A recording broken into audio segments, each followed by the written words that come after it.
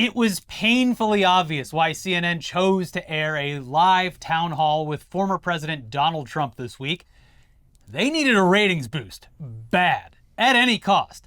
And that cost came at the expense of the American public, as the former president, who was recently found liable in a sexual assault case, and who was impeached twice, by the way, was able to completely steamroll over reporter Caitlin Collins and turned what was supposed to be essentially a Q&A session with voters into a raucous campaign rally broadcast live to millions. You did it, CNN. Now, for her part, Collins tried, in vain, to combat his claims, false narratives, and bring the conversations back on track, but it was no use. You simply can't expect to have a serious conversation with someone who isn't interested in anything aside from taking complete control of the room and altering the realities of anyone who will listen. All to the cheers of an in-studio audience that lapped up every second of it. They clapped, they laughed, they applauded. It was pandemonium. And even the best, and everyone can be like, after the fact, be like, this is what she should have done, or this is what I would have done, or anything like that. But in the room with the guy who is the number one person in the world for just talking over and steamrolling and taking if only there were like more than half a decade of evidence of this man doing this exact thing for us to have seen and acted accordingly. She was thrown to the wolves, and she tried to do a good job, but it's impossible. Let's just hear this Trump guy out. It was... What are you doing? What the fuck are you doing? Insane. So yeah, CNN, they knew... They had to have known that this is how it was going to happen. Yeah. Exactly how it was going to happen. They knew it would set off a firestorm of commentary and reaction, and they knew that it would be ratings gold, baby, regardless of the potential damage inherent in platforming this guy. But this is what happens when those greedy writers go on strike, you know? We gotta do some things that might not be popular, but got bills to pay, sorry. Donald Trump's not a member of the WGA. But yeah, that didn't stop the CNN hosts in the lead up to the event, ignorantly hoping, apparently sincerely, that maybe they would see a change in tone from the former president. They've got Susan Collins' brain. This is like throughout the term. So we already saw this man in office for 4 years, and it's like how every month or so during that entire 4 years, be like, I think yesterday was the day that Donald Trump finally really became president. Maybe a change of tone for the... What do you know? The man is elderly. He's been like this his entire life. People don't have change of character that late in life. It just does not fucking happen. Especially when in even the lead up to this event, he's gotten more off the rails with his rhetoric. Yeah. Like, oh, you think just like at his own rallies, he's going to all of a sudden change because he's at a CNN town hall? A town hall that, by the way, shouldn't even exist. We are not in election season. He has no competitors, officially. Yeah. So aside from like Vivek Ramaswamy, which like not serious, but... Yeah, if you're a Vivek head, let us know. Trump's the exact same person he's always been. It's disingenuous to assume that things might have been different this time around. It's almost like they'd completely forgotten about him being literally the president for 4 years and then attempting to overturn the results of an election when those results didn't go his way. Yeah. So, yeah, the town hall began. Caitlin Collins went right for the easy layup. Yeah, exactly. Just the easiest thing to do. Mr. Trump, do you still believe that the election was stolen? And his response should not have been a surprise to anyone, but here he was in prime time, regurgitating the stolen, rigged election lies despite all the mountains of evidence, multiple court cases, conservative-funded investigations, and witness testimony that all reached the same conclusion years ago at this point, that the election wasn't rigged. That Trump actually lost, fair and square. And is currently facing a court battle where it might be proven that he tried to alter the results of the election. So, I don't know. How do you think he was going to answer that question? Yeah, come on. So this part of the conversation would set the stage for the rest of the night. Collins would have the facts that countered all of Trump's claims, but he would plant his feet and present an alternative view of the past few years. One where not only was he the victim at every turn, but that every decision he made was morally, ethically, and legally correct, regardless of the outcome, including the January 6th insurrection, which he took no credit for the bad parts. In fact, said it was a beautiful day. He also claimed that he attempted to stop it, and he went on to say that he would pardon a large portion of the people involved in storming the U.S. Capitol, people who have been convicted by juries and judges. A lot of whom have already served their terms. Yeah, and a lot of whom came out and said what they did was wrong and Yeah. and that they were in some kind of hysteria whipped up by the president. So the topic of his sexual assault trial came up next, and in this segment, he was not only given free rein to reframe the entire trial and also do a bit of further defamation of E. Jean Carroll as well. This was all to laughter and applause from that crowd, That's my alleged rapist. That's him.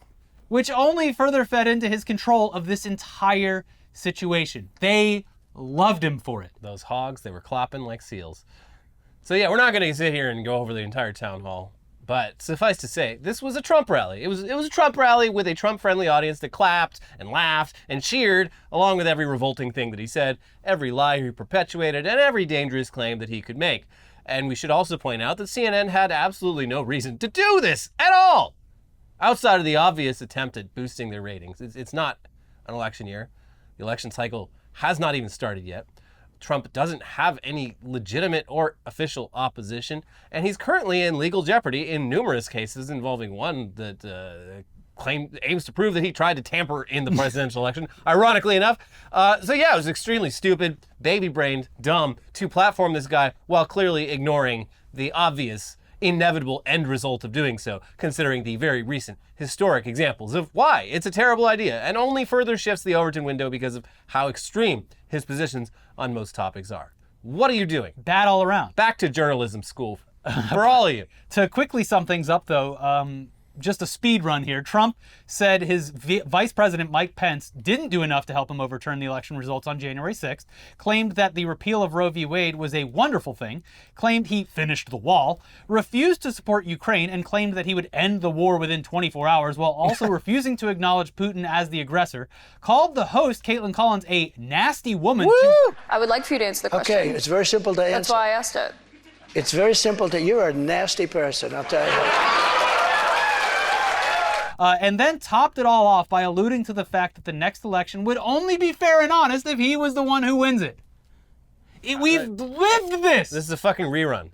We're on a loop here. They could have just played any of his old speeches from 2020, and it would have been mostly the same. A compilation What are you of doing? his entire 4 years as president, ending with the lead up to January 6th, would have done the exact same thing. Yeah. But most aggravating of all was the response to all of this from the CNN hosts, who, for the most part, displayed shock and horror at what took place, despite not only platforming it, but also repeatedly booking guests that continue to perpetuate stolen and rigged election lies. Not exactly their We're all fault. looking for the guy who helped do this. Yeah, not exactly their fault because they can disagree with it behind the scenes and cause a fuss and voice their opinions on the air, but that's the company they work for, and they don't really have a choice that this is going to air in a lot of cases. But yeah, they still were very upset, justifiably so, and yeah. Talk to your boss. Anyway, notably, Jake Tapper said of the town hall, he called a black law enforcement officer a thug. He said people here in Washington, D.C. and Chinatown don't speak English. He attacked Caitlyn as a nasty woman. He made fun of Carol's sexual assault, and many in the audience laughed. Yeah, that's what happened. Yeah, that's what everyone expected would happen, But too. yeah, in addition to their on-air talent, internally, the head of the company, Chris Licht, shrugged away the damage and praised the sweet boost in ratings above all else. Former CNN host and contributor Brian Stetler confirmed the statements made on an early morning editorial call from CEO Licht, tweeting the following: Chris Licht begins CNN's 9 a.m. editorial call by praising Caitlin Collins for a masterful performance last night. He says, I couldn't be more proud of her and the whole team in New Hampshire. Then he says he's aware of the backlash. You do not have to like the former president's answers, but you can't say that we didn't get them. Licht told staffers, many of whom are angry about the town hall.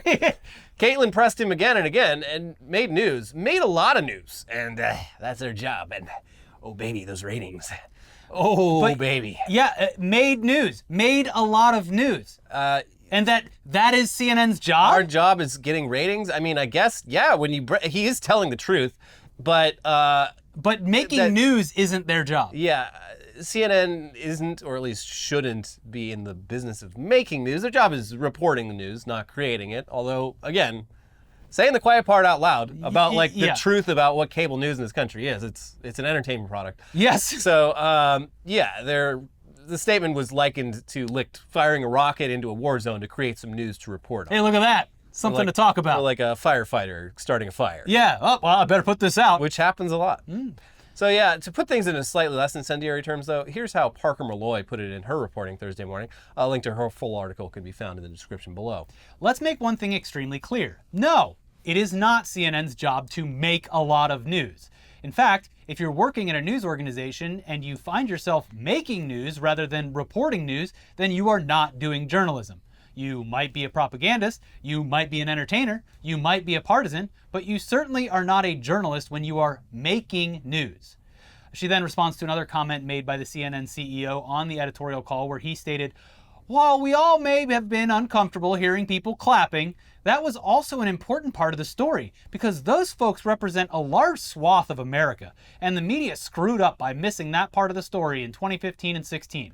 Okay, but we've seen this exact thing happen so many fucking times in the last 6 years. You didn't do anything unique or new. No. Here's more of Molloy's reporting. CNN and the media generally did not miss stories about Trump's popularity. I don't know where this lie started or how it became conventional wisdom. Every example of the press missing this happened during the early portions of the 2016 GOP primary. The fact that Licht seems to think that it's important that people see and hear Trump's deranged fan base screeching and cackling as he repeatedly lied to the audiences at home is bizarre. This wasn't journalism, it was a spectacle, one meant to get Trump elected president next year.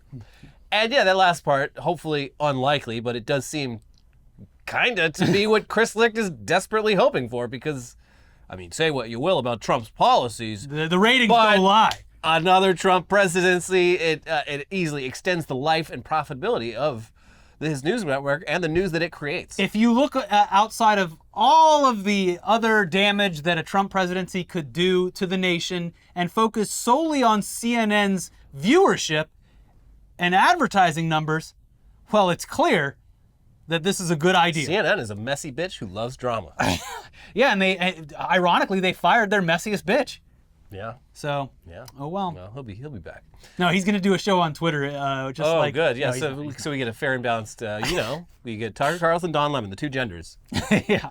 But yeah, they're sacrificing the decency and functionality of an entire nation for a short-term financial gain that could it even really be that much? This is one night. Like, how are you going to sustain this? Even if this was ratings gold, are you just going to have Trump on every fucking night? No, I'm saying I agree that they are, at least Licht would be very happy, let's say, I believe maybe if Trump was the president. Yeah, because but even that then, gives him at least 4 years of ratings gold.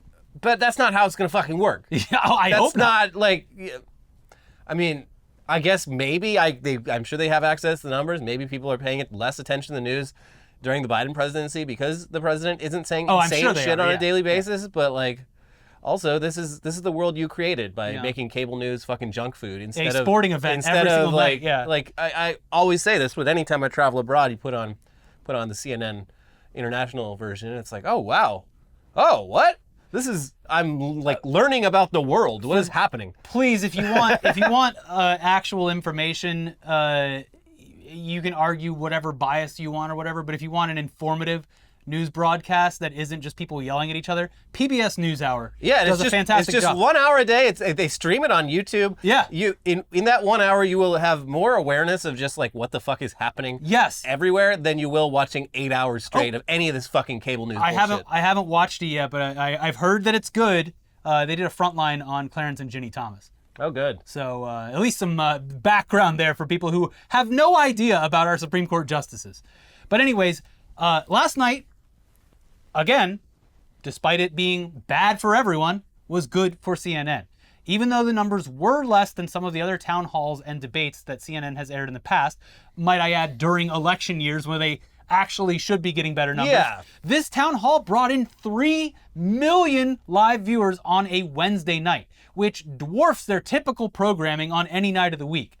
Still, on the good news side of all this, the polling of your average American voters indicates that the policies and positions that Trump has taken are not in line with their beliefs overall. Specifically, the decision to double down on repealing Roe v. Wade Yes. is a hell of a choice because, like, that is something that Republicans are now just openly saying, like, oh God, We went too oh far. God, we Yeah. need to turn back the clock. Uh-huh. It's like if Biden manages to, or Biden or whoever manages to squeak by in 2024, that will be the main reason. Presidential candidate Dianne Feinstein.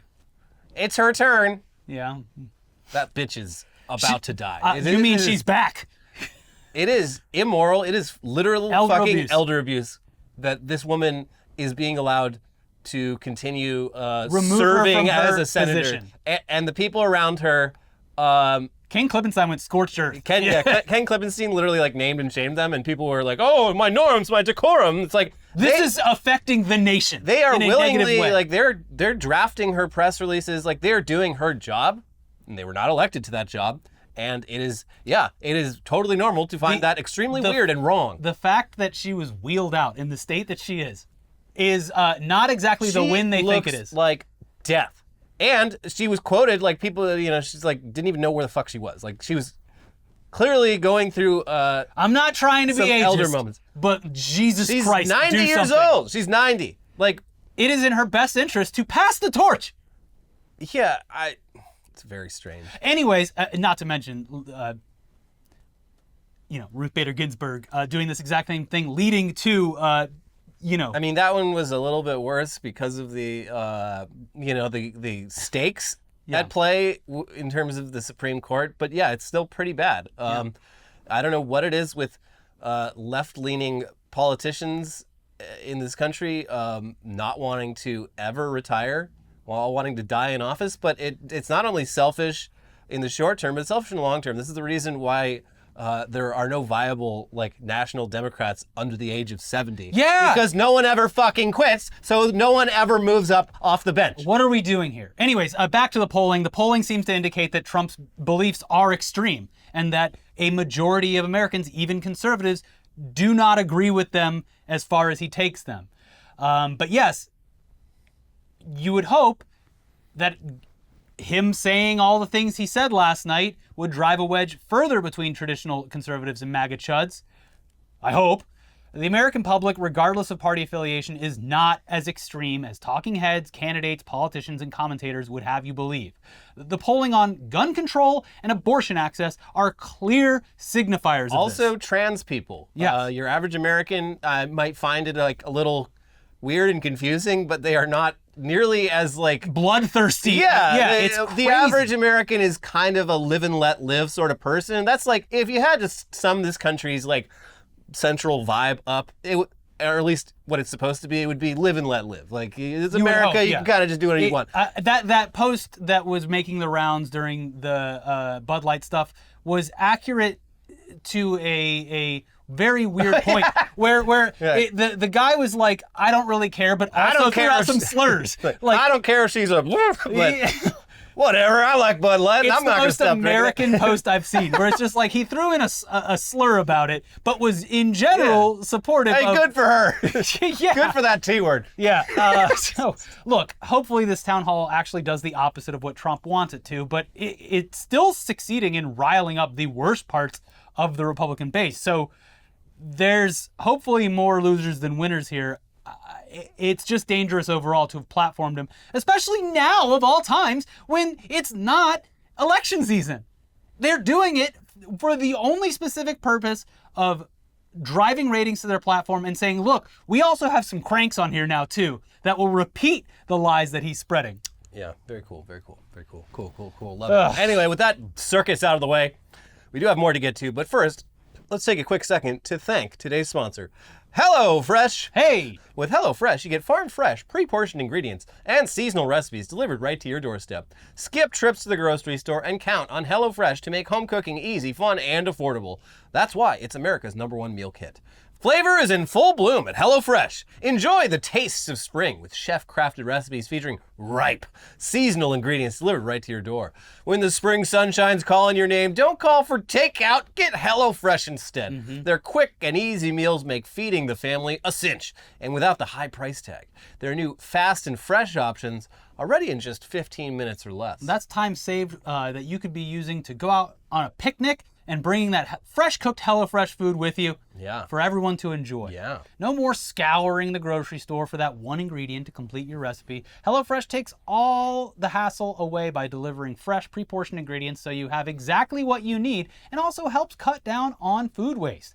HelloFresh makes dinner time a snap with deliciously easy options that will please everyone at your table.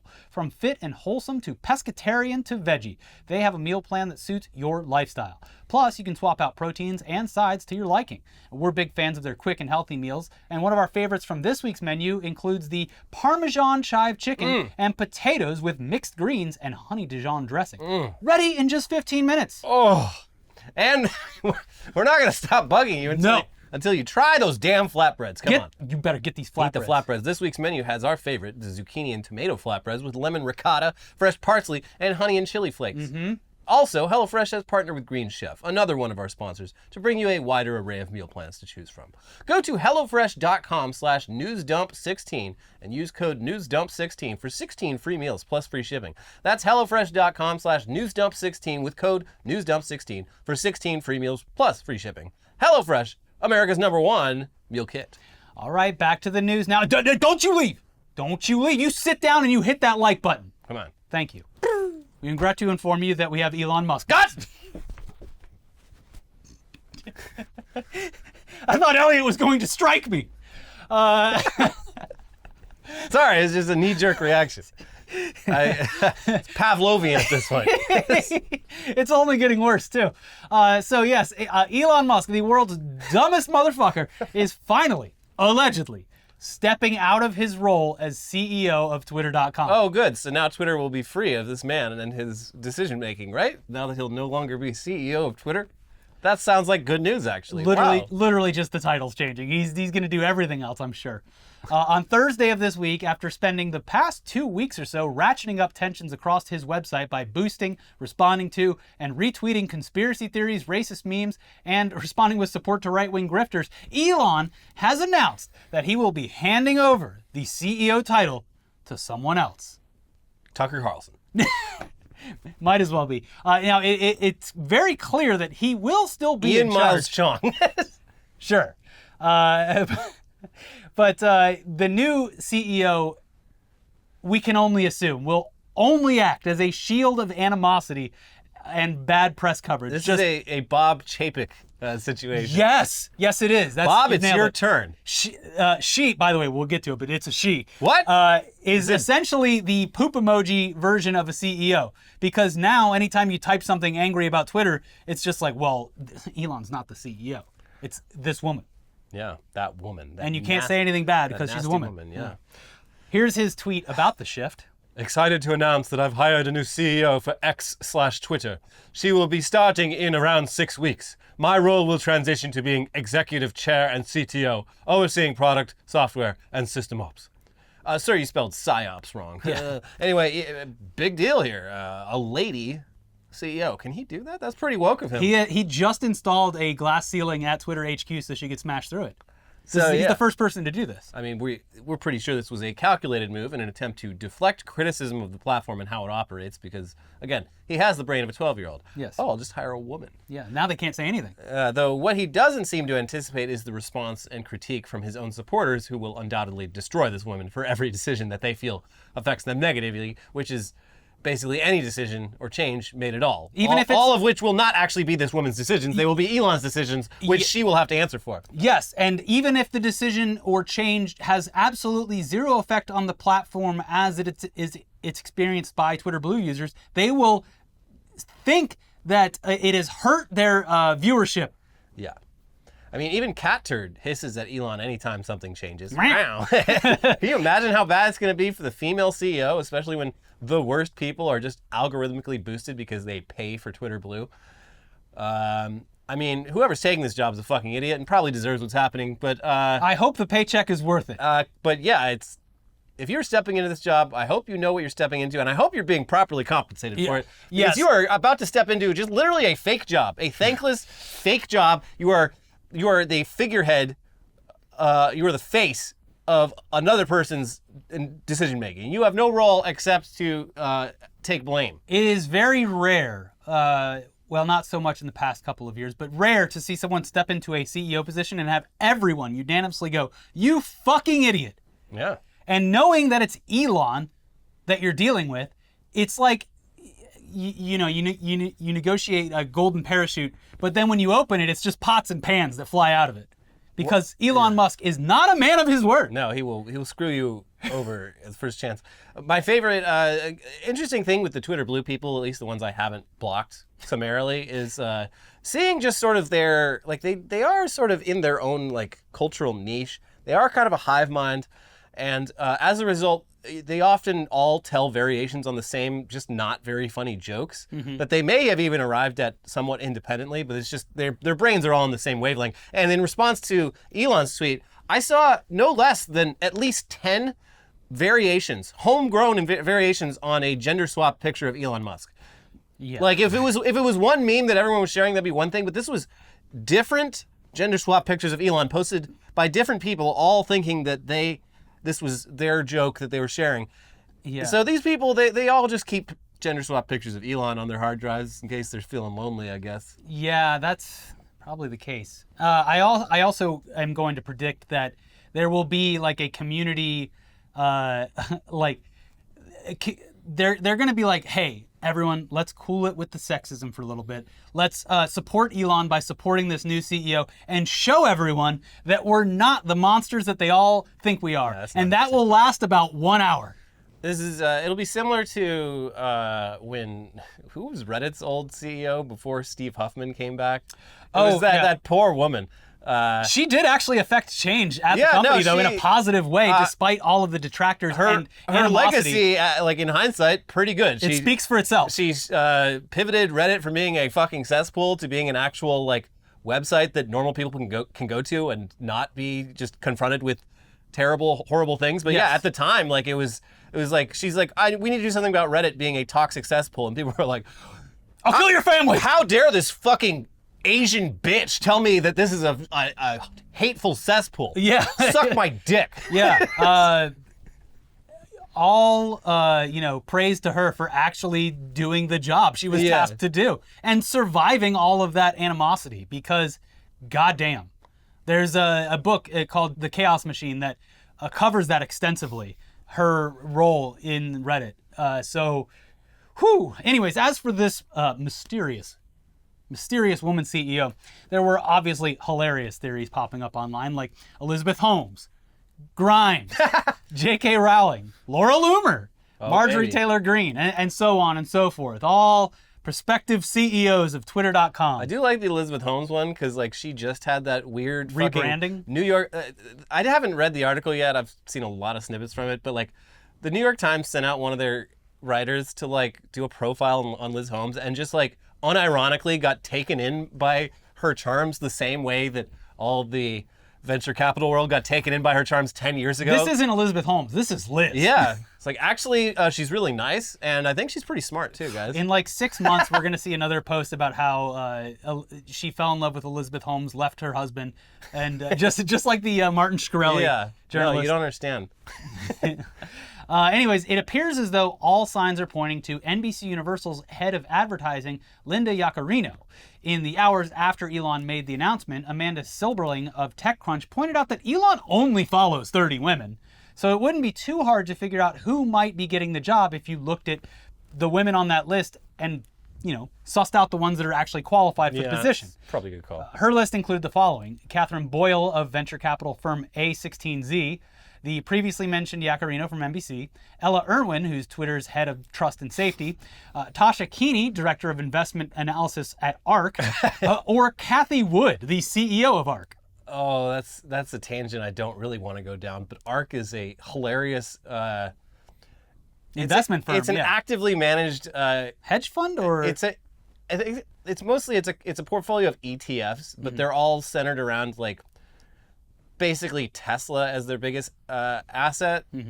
And the ARK funds were all doing fucking gangbusters up until like 2021, and they have eaten more shit than like anything I've seen on most stocks have like slowly been recovering, but like ARK is just flatlined. Also, a hilariously damning indictment of Elon Musk was the Tesla stock price skyrocketed after the announcement that he would be stepping down as CEO of Twitter. It's like, oh, thank God.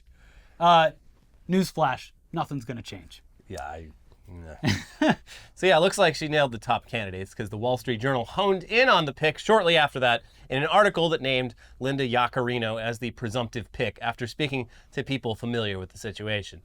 It's honestly a hilarious choice because it's a person that he desperately needs in charge, considering she comes from a successful advertising background, having been at NBC Universal for more than a decade in that specific role. She's definitely going to have her work cut out for her when it comes to turning Twitter into a place that advertisers return to after stepping away. And it's a task that we're not sure she'll be able to complete, but it's probably a nice payday for her. Secure the bag. Yeah, I mean, she probably got the job just by being like, oh yeah, I know the reps at these companies. They know me. Like, oh, interesting. Mr. Musk will be running ads for FastX on your platform. Would you like the job as CEO? So yeah, it will of course result in harassment from the site's users, which is something she's probably not used to from her previous role, which was less public facing. Yeah. We'll have to see how she reacts to that and how long she actually sticks around as the face of the new most toxic company online. If it even is her, of course. It could be anyone. Could be Grimes. Grimes. CEO Grimes. Grimes.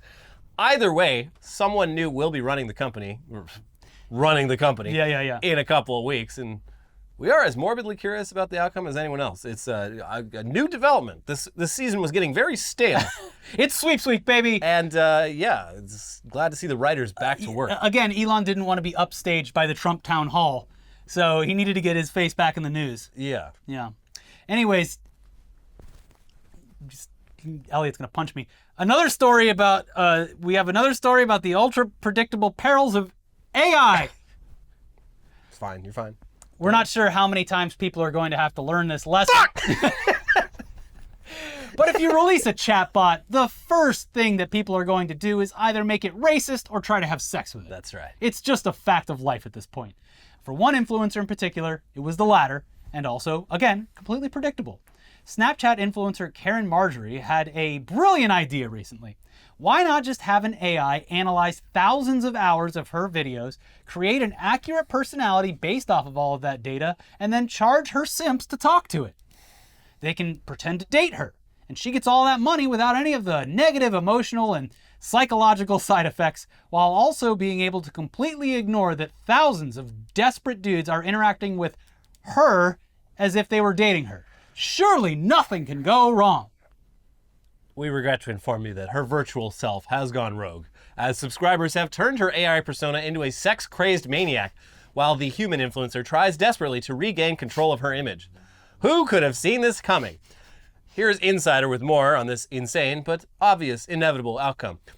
When Karen Marjorie, a 23-year-old Snapchat influencer, created a virtual version of herself, she wanted it to be an AI girlfriend for lonely people. But in the weeks since it launched in beta testing, the voice-based AI-powered chatbot has engaged in sexually explicit conversations with some of its subscribers who pay $1 per minute Jesus. to chat with it. Look, if you're paying $1 per minute, you're going to turn this thing into a sex bot as fast as humanly possible. I do, it's so fucking funny that the Gen Z reinvented the 1-900 number. Yes, they did. Yeah, you're exactly right. There was 15 years where it completely went away, and now they probably weren't even aware that such a thing existed. They invented it completely independently out of whole cloth. But still, taking jobs away from our lovely sex phone line operators. Yes, phone sex operators are sex workers too, you know. You used to be able to call and talk to a real woman. Yeah, anyone can have a banging bod. But having a hot voice, that is a skill. Yeah. These people are workers. And you're trying to take that away through AI. They need to unionize. It continues. The AI was not programmed to do this and has seemed to go rogue, Marjorie told Insider. My team and I are working around the clock to prevent this from happening again.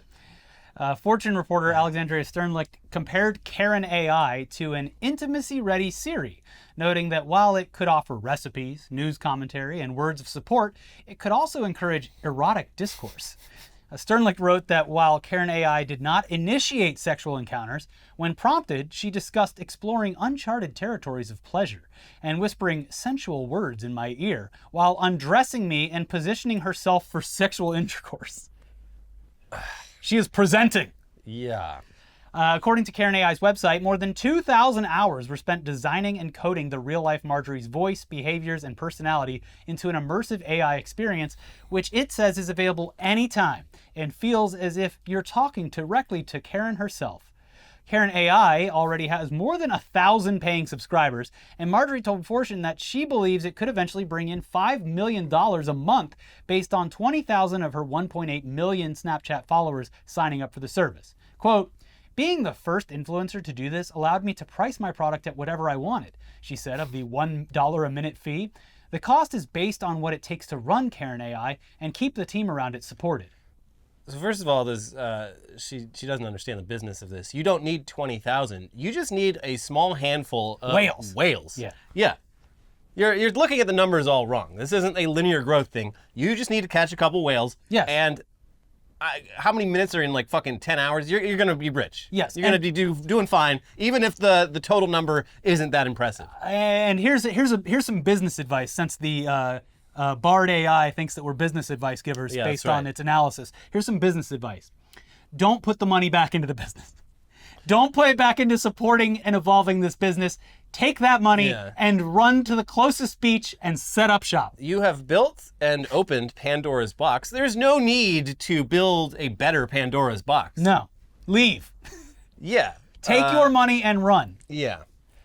She then talks about how she did want the chatbot to be a bit flirty and fun, but they are working to address, and this is a wonderful way to reference it, working to address the kinks in hopes that this bot doesn't tarnish her reputation. The AI's got a couple kinks. Again, who cares about take the money and leave.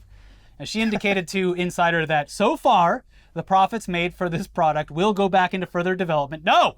And ended things with a quote that feels right out of a dystopian novel.